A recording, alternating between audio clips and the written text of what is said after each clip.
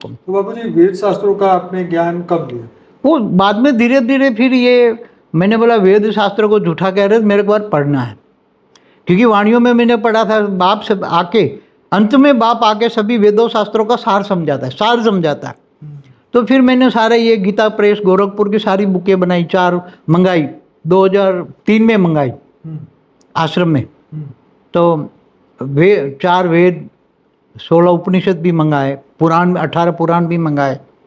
वो थोड़ा थोड़ा रैंडमली पढ़ता था, इतना फटाफट दिन रात वो पढ़ने लगा। पहले 3 4 5 फिर उस पर हमने ये गीता प्रेस पूरकपुर की एक अच्छी बुक मिली, उसमें सभी अच्छा एक था ना वो परलोक पुनर्जन्म, वो उसमें सब कुछ समराइज था, सभी वेदों शास्त्रों का सार का समराइज बुक थी। वो मैं बहुत डिटेल में गया, काफ़ी बड़ी बुक है।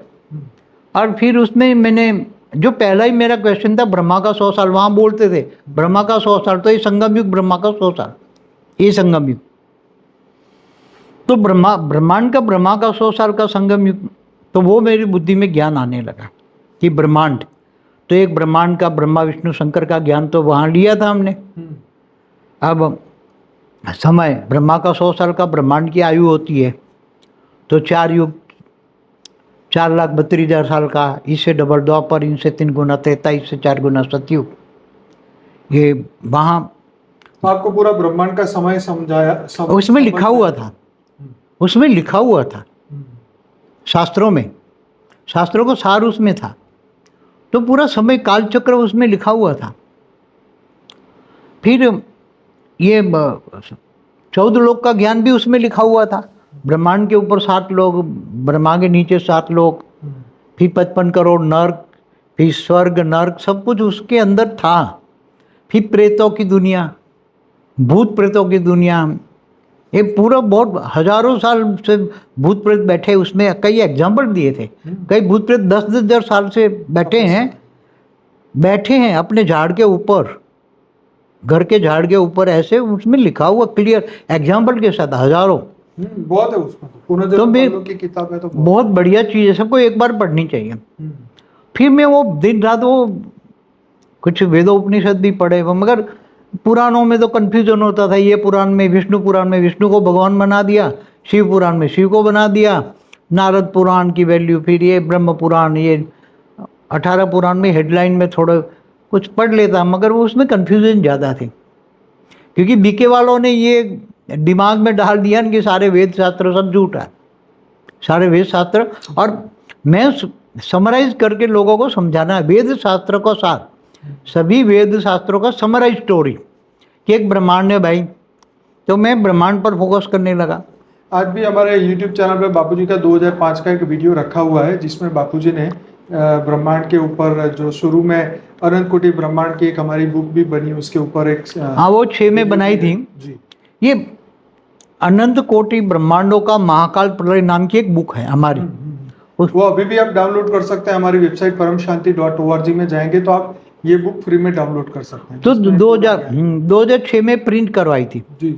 उसमें ये ब्रह्मांड, महाब्रह्मांड, परम महाब्रह्मांड, बाद में हमने उसको डिफाइन किया। ब्रह्मांड का समय, फिर महाब्रह्मांड माना गैलेक्सी यूनिवर्स, थोड़ा थोड़ा 6 में इमर्ज हुई। उसमें 6 में हमने वो भी वो नई वीडियो बनाई थी हैदराबाद में, वो animation video discovery of new world, वो भी बनवाई हम, साथ में बनाई थी। हाँ 2000, मगर वो भी हमारे यूट्यूब चैनल पर है। हाँ मगर वो उसका सर्जन, मन में सर्जन तो उसी टाइम शास्त्रों के आधार से थोड़ा होने लगा था। फिर उसी टाइम ज्ञान इमर्ज होने लगा, फिर धीरे धीरे बहुत शास्त्रों का सार समझाने लगे। हमारे पास आते तो बहुत लोग थे उसी टाइम पर भी, बहुत आते थे। तो अहमदाबाद सर्व सेंटरों को 20 रुपये समझ पर बीके पीबीके वाले बहुत आने लगे, फिर नए कई फ्रेश भी आ जाते थे।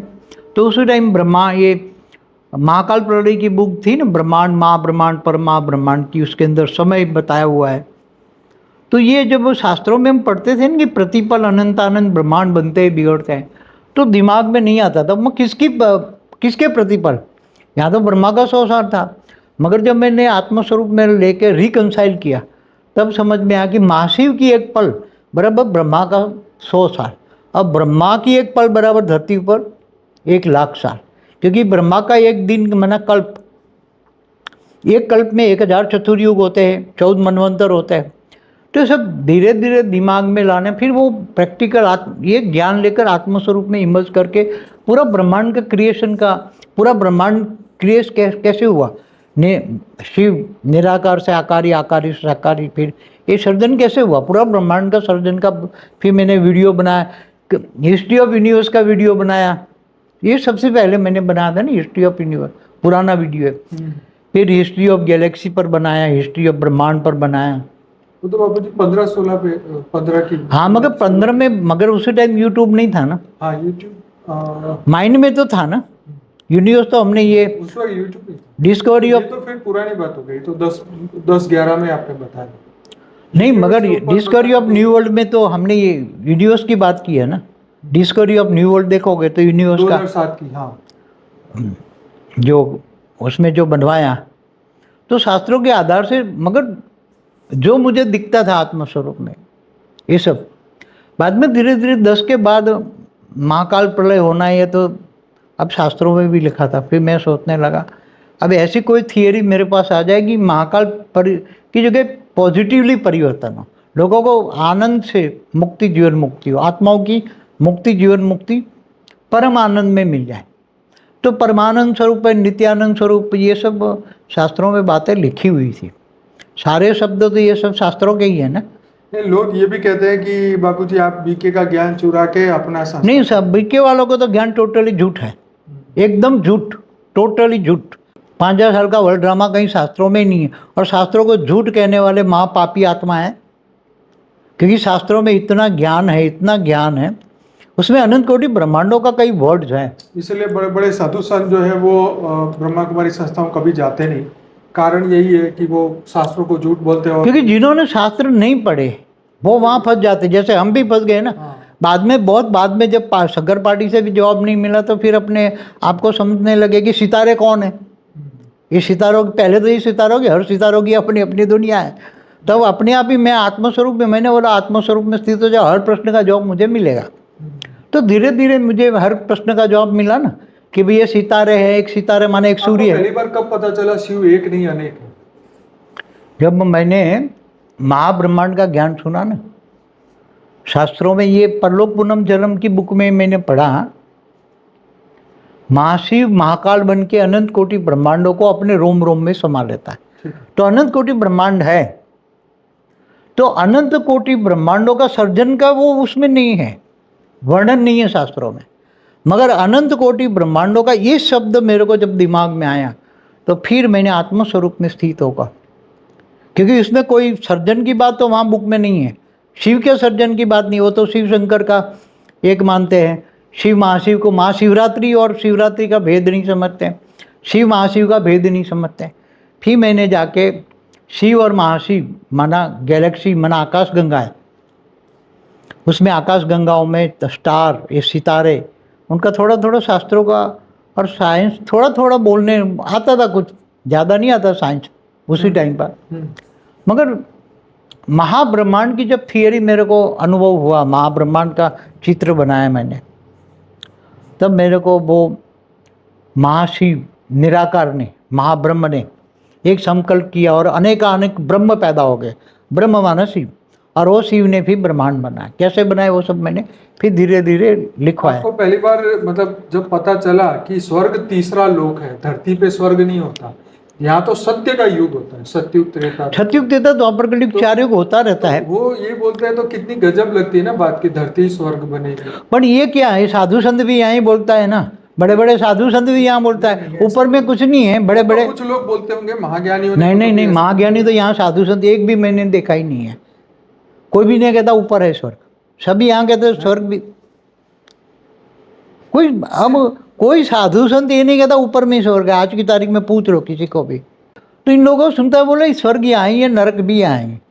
वो तो एक कॉमन थियरी है ना, स्वर्ग भी यहाँ, नरक भी यहाँ, तो कॉमन थियरी। जीना भी यहाँ, मरना भी यहाँ। नहीं, वो तो जो कर्म करेंगे वो यहाँ ही भोगेंगे, इस सेंस में। मगर ऊपर का कंसेप्ट कोई देता ही नहीं है कि ऊपर में स्वर्ग है। कहते हैं स्वर्गवासी हो गया, स्वर्गवासी हो गया, मगर कितना पुण्य कमाएगा तो स्वर्गवासी बनेगा। स्वर्ग का एक दिन, देवताओं का एक दिन, धरती पर 1 साल होता है। तो मगर धीरे धीरे ये जो 7 लोग ऊपर है, भूलोक, बुभुरलोक, स्वलोक, फिर इसके ऊपर महालोक, जनलोक, तपलोक, फिर सत्यलोक, फिर उसके ऊपर ब्रह्मापुरी, विष्णुपुरी, शिवपुरी, परमधाम, ये सब एकदम एक्यूरेट मेरे आत्मस्वरूप में तो पूरा दिखता था मुझे। नीचे 7 पाताल लोक है, अतल, वितल, सुतल, तलातल, महातल, पाताल, ये सब। तो ये फिर इसके नीचे 55 करोड़ नर्क हैं। तो सब मेरे को एक्यूरेट दिखता था। और ये पूरा महाब्रह्मांड में कैसे ब्रह्मांड जैसे घूमता है, तो जैसे एक सोलर सिस्टम माने एक ब्रह्मांड, बाद में ज्ञान आया ना कि एक ब्रह्मांड में एक ही सूर्य होता है, एक ब्रह्मांड में एक ही सूर्य होता है। तो बहुत मनन मंथन के बाद ये कंसेप्ट क्लियर हुआ कि एक ब्रह्मांड में एक ही सूर्य होता है, एक सोलर सिस्टम माना एक ब्रह्मांड। बाद में पता लगा कि हमारा जो ब्रह्मांड है एक कला का, एक प्रकाश वर्ष का है। एक प्रकाश वर्ष का माना 188 खरब किलोमीटर डायमीटर। ब्रह्मांड का कितना है डायमीटर? 188 खरब किलोमीटर का डायमीटर है। तो उसके अंदर सब कुछ है। 14 लोक है, धरती है बीच में, 7 लोग ऊपर, 7 लोग नीचे, 14 लोक, 55 करोड़ नर्क, फिर इसके ऊपर ब्रह्मापुरी, विष्णुपुरी, शिवपुरी, परमधाम, पूरा ज्ञान। फिर महाब्रह्मांड, गैलेक्सी, आकाश गंगा है, ये सब दिखने लगी। फिर पूरा यूनिवर्स दिखने लगा। यूनिवर्स का तो ज्ञान पहले से ही मैं देख रहा था। बाबू जी, बीच में रोक के आपको ये पूछूंगा कि जब